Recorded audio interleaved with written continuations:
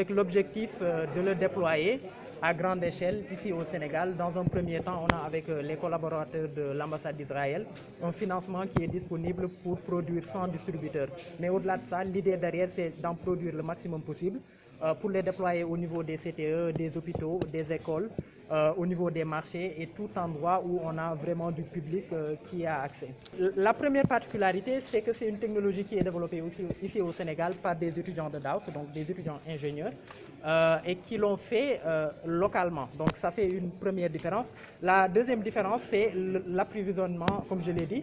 Les distributeurs qui sont vendus souvent, il faut les acheter à l'extérieur du Sénégal. La technologie que nous proposons, c'est vraiment faire la conception de bout à bout ici au Sénégal. C'est d'ailleurs pour moi l'occasion de lancer un appel, que ce soit aux autorités étatiques qui sont vraiment bien placées pour nous aider dans le déploiement, que ce soit aussi les industriels, surtout ceux qui œuvrent dans l'industrie plastique, qui ont une capacité de production beaucoup plus importante que DAOS. Nous, on parle là d'une centaine de prototypes ou de distributeurs, mais en une journée, avec l'aide des industriels, nous devions pouvoir produire des milliers très rapidement et déployer ça un peu partout au Sénégal. Alors, déjà, la quantité de gel qui est utilisable dépend du packaging.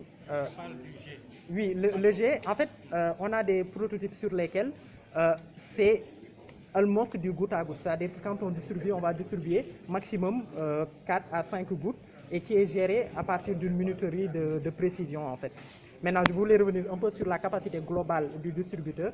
Ça dépend du packaging. Là, on a présenté des distributeurs de 500 ml. C'est possible d'en produire avec des capacités différentes, juste en adaptant en fait le packaging. Nous, à DAOS, on est une université, donc on n'est pas en fait une entité commerciale dans le sens où on mettrait ces distributeurs sur le marché. L'idée, c'est vraiment de participer de manière bénévole à la lutte contre la COVID-19. C'est pourquoi en fait, les étudiants ont passé du temps à développer ces prototypes. Et comme je disais, on aimerait le déployer un peu partout au Sénégal, d'où l'appel en fait, pour un accompagnement à ce niveau-là.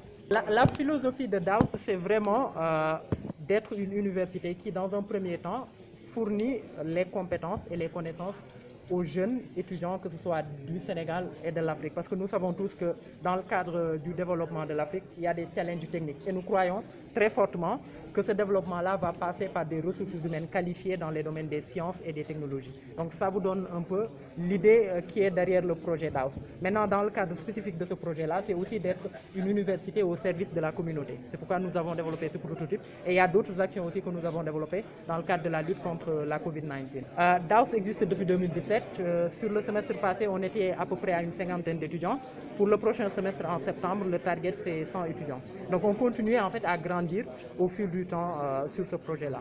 Les profils qui sont reçus à DAOS, c'est aussi bien des étudiants des élèves sénégalais que d'autres pays africains. On est dans les métiers des sciences et technologies, donc on cherche à recruter des étudiants qui ont un background scientifique. Nous faisons notre formation sur le modèle américain, ce qui veut dire des enseignements en anglais, un contenu qui est totalement dispensé en anglais. C'est pourquoi nous avons un département de formation intensif, renforcé en anglais pour les étudiants qui viennent du système francophone. Ce qui veut dire qu'ils vont passer un semestre à faire de l'anglais en intensif pour pouvoir derrière commencer leur curriculum normal, technique normal. Voilà, sur la réalisation du point de vue technique, on a mis premièrement un brainstorming pour avoir un design parfait de ce produit. Et après avoir considéré le temps, le budget qu'on avait et tout, c'est-à-dire qu'on avait pour répartir ce produit, on a eu à choisir un modèle et on a eu à l'imprimer sur 3D. Maintenant, pour la production de masse, l'imprimante 3D a eu certaines limites en fonction du temps et aussi du coût. On a préféré utiliser les machines à découpage numérique qui sont les CNC machines pour accéder à la production de masse. Concernant la partie technique, on a utilisé pas mal de composantes, c'est-à-dire des composants électroniques et de la programmation aussi qui était un peu challenging.